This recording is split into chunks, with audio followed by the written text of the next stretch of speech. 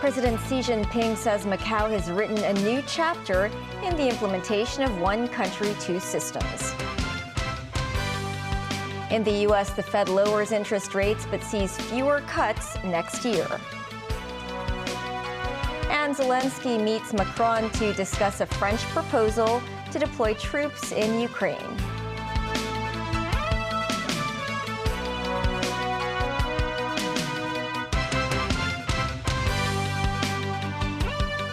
Hello and welcome to TVB News. Today is day 2 of President Xi Jinping's 3-day visit to Macau.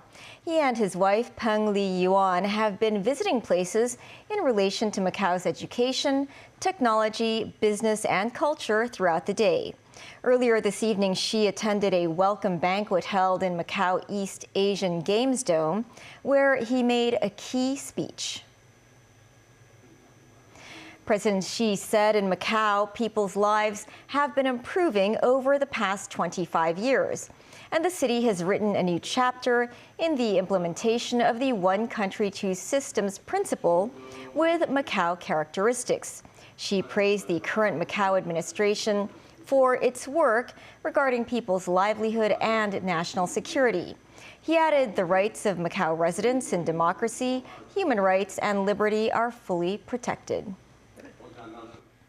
President Xi Jinping started his itinerary today by going to the Macau University of Science and Technology, where he spoke with professors and students. Celine Chan reports from Macau. President Xi Jinping's motorcade left Xinzhuyuan Hotel this morning for the Macau University of Science and Technology, where the state leader was greeted by staff and students. Xi was briefed on the work of 2 state key laboratories set up at the university, one on Chinese medicine research and the other on lunar and planetary science. Xi also talked with university staff members and students. During this conversation with President Xi, and I feel so excited and very warming with his conversation, and he have give a lot of speech to encourage me to dig more over into our local history and local culture. The president of the university, Joseph Lee, said when Xi addressed the university staff and students, he stressed that education, talent, as well as science and technology are of utmost importance to the country. Lee also noted that Xi wants Macau to pursue appropriate economic diversification. The state leader also encouraged Macau students to have more exchanges with their mainland counterparts, not only in academic areas, but also in thoughts and ideas. The university had earlier cooperated with the mainland in the development of the Macau Science One satellite for research on the Earth's magnetic fields. The satellite was launched last May. President Xi wrote a letter to encourage staff and students involved in the project to actively participate in the development of the country and the Greater Bay Area. Xi also visited the university's library and gifted a collection of books to the university. This collection of books donated by President Xi is about traditional Chinese medicine and has a total of 100 volumes. A signed certificate of donation and a sample of lunar soil were also given to the university. Celine Chan, TVB News, Macau. President Xi Jinping then headed to the Guangdong-Macau in-depth cooperation zone in Hengqin, where he spoke to people with businesses in the zone and those living there. Some of the residents hope the president's visit will boost the zone's development. Samantha Lee tells us more. The cross-border in-depth cooperation zone in Hengqin is co-managed by Macau and Zhuhai. President Xi Jinping spoke to residents in the zone and people involved in the zone's planning, construction, management, and services. She said Hengqin provides space and opportunities for Macau residents to set up businesses. He hopes more young people could develop their careers there. He also noted Guangdong, Zhuhai, and Macau authorities have to work harder to facilitate connections. Sources said she visited the zone's signature project, Macau New Neighborhood, or MNN. This woman who resides in Hengqin said it would be great if cars could travel between Hengqin and Macau without restrictions. While this new shop owner in MNN said the president's visit showed the country's care for the zone, she believes the place will enjoy robust growth. Meanwhile, First Lady Peng Liyuan paid a visit to the Macau Museum near ruins of St. Paul's this morning. According to the Cultural Affairs Bureau Chief Leung Wai-man, who accompanied Peng during the visit, Peng was briefed about Macau's history and showed interest in local life that blends cultures of the East and West. A group of primary school students also joined Peng in the museum. The students said Peng was friendly to them, and she encouraged them to study hard. Samantha Lee, TVB News. Over the past 5 years, under the incumbent chief executive Ho Yat-seng's administration, Macau successfully tackled the pandemic and handled the problem of gaming license extensions. But it wasn't all smooth sailing, as Ho's governing team encountered a slew of challenges when trying to diversify the enclave's economy. Timothy Lee tells us more. Having been raised in an industrialist family, Ho Yat-seng served as president of the Macau Legislative Assembly prior to his tenure as chief executive of the SAR. However, he was soon faced with the challenge of the COVID pandemic at the start of his new role. He ordered all casinos in the enclave to stop operations for half a month, calling the decision a difficult one, but stressing it was a necessity for the health of Macau's residents.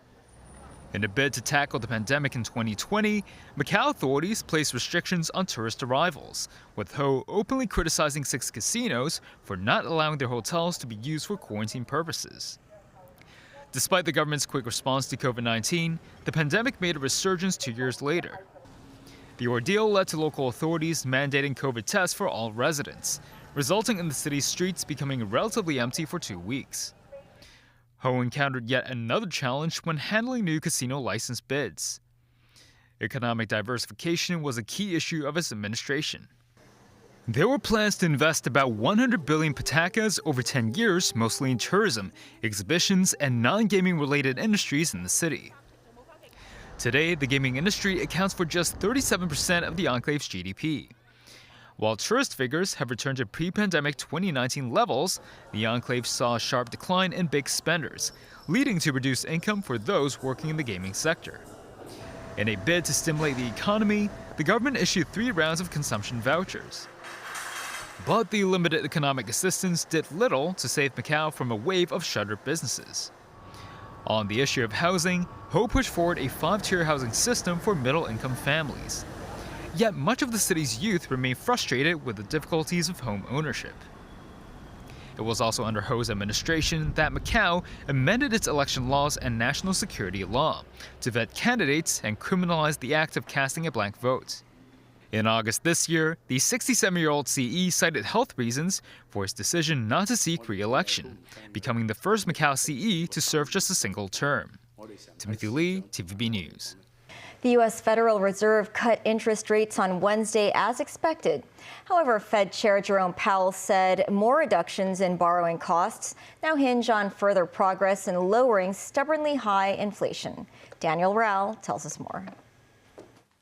The U.S. Federal Reserve cut its key interest rate by a quarter point, its third cut this year. However, the Fed also signaled it expects to reduce rates more slowly next year than it previously envisioned, mostly because of still elevated inflation. The Fed's 19 policymakers projected they'll cut their benchmark rate by a quarter point just twice in 2025. That's down from their estimate in September of 4 rate cuts. This suggests consumers may not enjoy much lower rates next year for mortgages, credit cards, and other forms of borrowing. U.S. Federal Reserve Chair Jerome Powell underscored that policymakers are slowing their rate reductions as their benchmark rate nears a level they refer to as neutral. This is the level thought to neither spur nor hinder the economy. We can therefore be more cautious as we consider further adjustments to our policy rate. We know that reducing policy restraint too fast or too much could hinder progress on inflation. At the same time, reducing policy restraint too slowly or too little could unduly weaken economic activity and employment. In considering the extent and timing of additional adjustments to the target range for the federal funds rate, the committee will assess incoming data, the evolving outlook, and the balance of risks. We're not on any preset course. This year's Fed rate reductions have marked a reversal after more than 2 years of high rates. The high rates largely helped tame inflation, but also made borrowing expensive for American consumers. However, the Fed is now facing a variety of challenges as it seeks to complete a soft landing for the economy, where high rates managed to curb inflation without causing a recession. Annual core inflation in the US, which excludes the most volatile categories, was 2.8% in October. That is still persistently above the central bank's 2% target. At the same time, the economy is growing briskly, which suggests that higher rates haven't much restrained the economy. Some economists argue borrowing rates shouldn't be lowered to avoid overheating the economy and reigniting inflation. Dan Rell, TV News. Ukrainian President Volodymyr Zelensky has held a new discussion with his French counterpart, Emmanuel Macron, on a proposal to deploy troops in Ukraine as a means to help achieve stable peace. This as Zelensky also held talks with the NATO Secretary General and other European leaders, aiming to get immediate help to bolster Kyiv's war effort and discuss longer-term security guarantees. Tracy Furness has more. After talks with Ukrainian President Volodymyr Zelensky, French President Emmanuel Macron said in a statement that his country is making reinforced support for Ukraine its absolute priority and will continue giving Ukraine the means to defend itself and to make Russia's war of aggression fail. Noting his recent meeting with US President-elect Donald Trump and Zelensky, Macron said he will maintain a tight dialogue with Ukraine and its international partners to work for a return to a fair and lasting peace.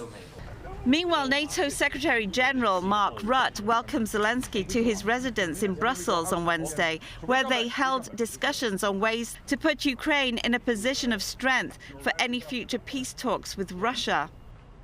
I believe what we should focus on now is making sure that Ukraine gets to this position of strength and that discussing all of this, which comes after that moment starts when Zelensky and Putin and others would sit at the table, is for them.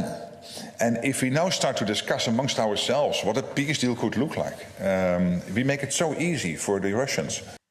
Meanwhile, Lithuanian President Gitanas Nausėda said NATO should review its readiness for short-notice scenarios. In this new reality that we face, NATO should review itself. NATO readiness, especially for short-notice scenarios, is a top priority for my country. We must fill the capability gaps in our collective plans. My country will do its share to implement NATO requirements. The burden should be shared by all NATO allies, not just placed on frontline countries. Tracy Furness, TVB News. Still ahead, the U.S. Supreme Court to consider TikTok's bid to block a law intended to force the sale of the popular app. Alipay Hong Kong will be incorporated into the public transport fare subsidy scheme.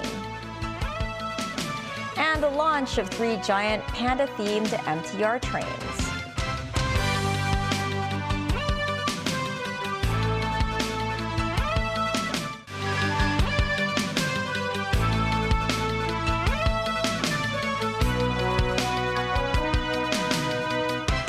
Welcome back. The Transport Department announced that Alipay Hong Kong will be incorporated into the public transport fare subsidy scheme starting from the 1st of January next year.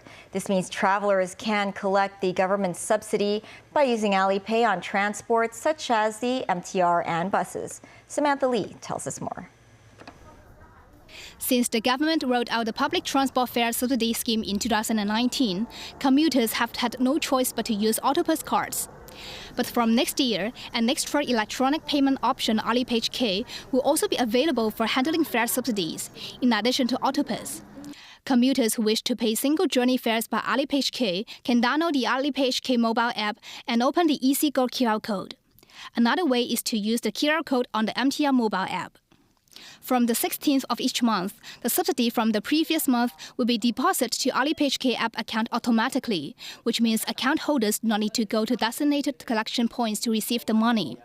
Under the subsidy scheme, if a commuter's monthly public transport expenses exceed $400, the government will subsidize 1/3 of it, at a maximum of $400 per month. Transport expenses recorded separately under Alipay and Autopass cannot be combined for the calculation of subsidies. In comparison with Autopass, the use of Alipay for the subsidy scheme is narrower. For instance, using Alipay for the Airport Express, light rail and MTR buses does not count towards the subsidy scheme. Also, Alipay covers fewer ferry and green minibus service routes. Samantha Lee, TVB News.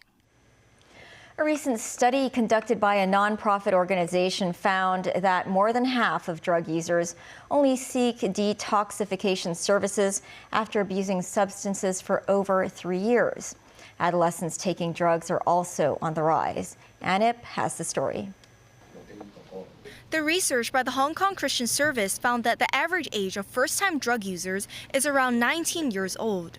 Almost half of drug abusers surveyed were under 18, and around 40% were from 18 to 29 years old.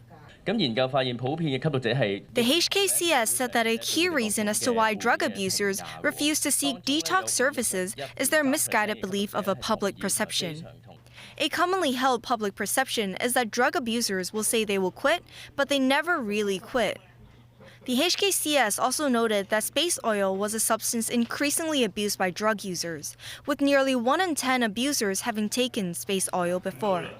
This is a relatively new substance to be abused. When someone is using the drugs repeatedly, that will cause damages in the brain cells and also cause some maybe irreversible chemical imbalance in the brain. Symptoms of taking space oil can include physical discomfort such as stomach pain and headaches. This former drug user, Luna, said she previously took space oil to forget her quarrels with her parents since the drug made her mind blank. But over time, Luna said she found that space oil worsened tremors in her hands and did not help with solving her problems, causing her to seek help. A mother of an adolescent drug user advised parents to support their children during this challenging phase of their lives. The mother said everyone needs support from family members during hardship. She said if parents do not support their troubled kids, it will be even harder for the kids to quit drugs. She said it is important parents do not give up on their children. The Hong Kong Christian Service said that overestimating detox capabilities and underestimating the dangers of drug use can hinder timely treatment for individuals struggling with addiction. They urge families and schools to actively encourage drug users to seek help. And TVB News. The MTR launched 3 giant panda-themed trains today in a bid to support the government's development of the local panda economy. 2 of the trains serve the MTR's South Island line, with one serving the Airport Express. Giant pandas can be seen promoting landmarks such as Victoria Harbour and Ocean Park throughout the trains. The joint promotional effort by the MTR and the Culture, Sports and Tourism Bureau will last from today until February next year. MTR mascots will deliver themed gifts to passengers at train stations throughout the Christmas and New Year period. The U.S. Supreme Court has agreed to hear a bid by TikTok and its China-based parent company ByteDance to block a law intended to force the sale of the short video app by January 19th. The company argues the law violates free speech protections under the First Amendment of the U.S. Constitution. Danny Cho tells us more. The U.S. Supreme Court said on Wednesday that it would hear 2 hours of oral arguments on January the 10th and take up a challenge to a law that could lead to a ban on TikTok in the U.S. At least 5 of the 9 justices need to agree that a law passed earlier this year is unconstitutional to keep it from taking effect, pending a final ruling. TikTok said in the appeal that shuttering one of the country's most popular speech platforms will silence the speech of over 170 million American users and cause substantial harms for countless small businesses that rely on the platform. This after the D.C. Court of Appeals denied the company's request to delay the ban. Back in April, the U.S. Congress passed a law that will either ban TikTok on national security grounds or force the sale of the popular video app to a non-Chinese company by January the 19th. Lawmakers insisted that Beijing could order TikTok to manipulate its algorithm and thus expand Chinese government propaganda, even though the U.S. has not produced evidence of such manipulation.